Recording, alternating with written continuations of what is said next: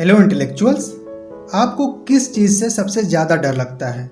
ऐसी कौन सी चीज़ है जो आपको अपने सपनों को पूरा करने से और उन चीज़ों को हासिल करने से दूर कर रही है जो आप करना चाहते हैं? तो मैं आपको बता दूं कि बस एक शब्द है जो आप पर इतना बोझ डालता जा रहा है, और वो खतरनाक शब्द है डर। यह बुक आपको सिखाएगी कि डर की पहचान कैसे करें और ये हमारी ज़िंदगी पर क्या असर डालता है। आप डर का सामना करना और उसे कंट्रोल करना भी सीखेंगे।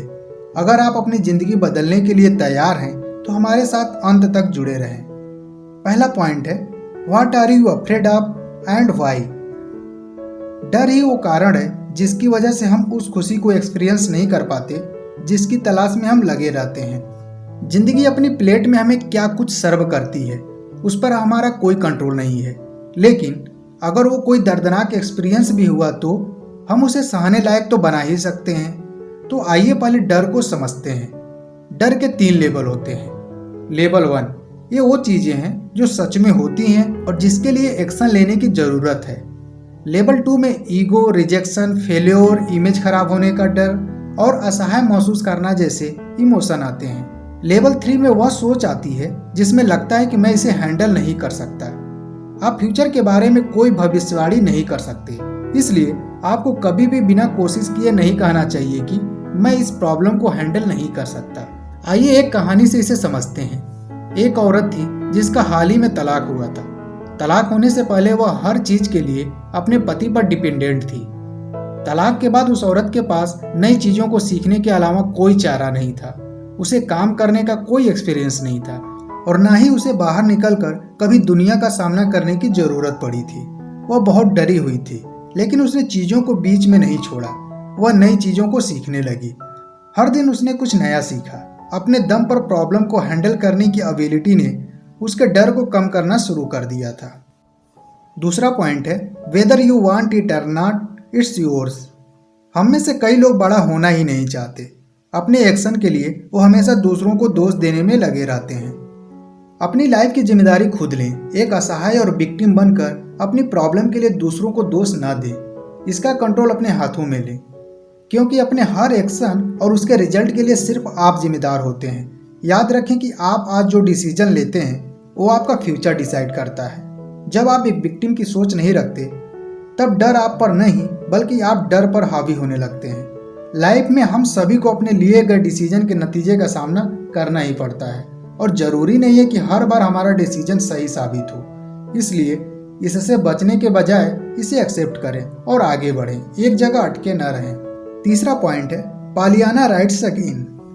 पालियाना एक ऐसी बच्ची की कहानी है जो हर सिचुएशन के पॉजिटिव पहलू को देखने में विश्वास करती है। पालियाना प्रिंसिपल की शुरुआत उसी से हुई थी।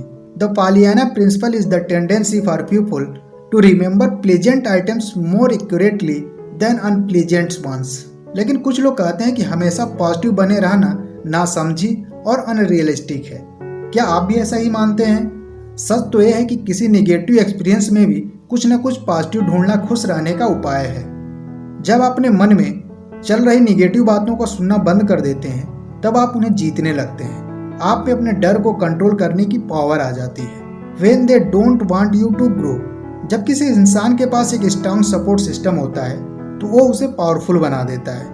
हमारे आसपास ऐसे कई लोग हैं जिन्हें देखकर हमें इंस्पिरेशन और मोटिवेशन मिलती है, जिससे हमारा कॉन्फिडेंस बढ़ता है। जैसे जैसे हम बड़े होते जाते हैं हम खुद को निगेटिव लोगों से दूर करने लगते हैं। जब कोई इंसान पॉजिटिव एनर्जी से भरा होता है तो वो अपनी लाइफ में पॉजिटिव एनर्जी से भरे लोगों को ही अट्रैक्ट करता है। आपकी एनर्जी जैसी होगी आप वैसे ही लोगों को अपनी लाइफ में अट्रैक्ट करते हैं। ऐसे लोगों का साथ चुनें जो आपको खुलकर अपनाते हों, आपका कॉन्फिडेंस बढ़ाते हों और गलत होने पर आपको सही रास्ता दिखाने की जज्बा रखते हो। नेक्स्ट पॉइंट है, how to make a no loss decision.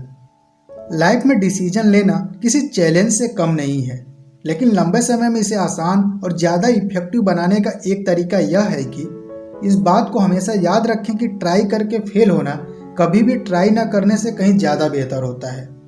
जब आप कोशिश करते हैं और फेल हो जाते हैं तो कम से कम आप उस प्रोसेस में कुछ सीखते तो हैं। कम से कम आपको एक ऐसी तरीके के बारे में पता चलता है जो काम नहीं करता। उसके बाद आप एक नया तरीका आजमा सकते हैं। फेलियर से डरिए मत, क्योंकि ये सक्सेस की जर्नी का एक हिस्सा है। दुख तो तब होता है जब आप कोशिश करने की हिम्मत ही नहीं करते।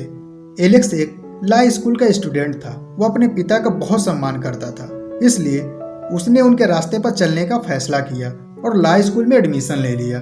लेकिन कुछ सालों बाद महसूस किया कि वह हमेशा झगड़ों और बहस के बीच में नहीं रहना चाहता था। एलेक्स लोगों की मदद करना चाहता था, लेकिन अलग तरीके से। इसलिए एलेक्स ने साइकोलॉजिस्ट बनने का फैसला किया। उसके पिता ने उसके डिसीजन को एक्सेप्ट किया, पर पैसे देने से मना कर दिया। लेकिन वो अपने फैसले पर अडिग रहा। उसने लॉ स्कूल छोड़कर साइकोलॉजी के स्कूल में एडमिशन ले लिया। एलेक्स ने अपनी फीस भरने के लिए पार्ट टाइम काम करना शुरू किया। 2 पार्ट टाइम जॉब की मदद से अपनी फेलोशिप कंप्लीट करने के बाद अंत में एलेक्स को डॉक्टरेट की डिग्री मिली। तो इस बात पर विश्वास बनाए रखें कि आप जो भी रास्ता चुनते हैं उसमें आने वाली किसी भी चैलेंज को आप हैंडल कर सकते हैं। आपको रास्ते में फेलियर का भी सामना करना होगा, लेकिन हिम्मत कर दोबारा उठकर आप एक नया रास्ता आजमा सकते हैं। आपके सामने कई मौके आएंगे, बस आप में वह रिस्क लेने की हिम्मत होनी चाहिए।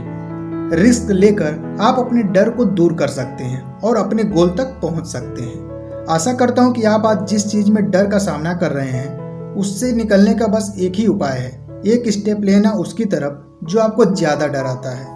यदि वीडियो अच्छी लगी हो तो लाइक करें और ऐसी ही वीडियो के लिए चैनल को सब्सक्राइब करें।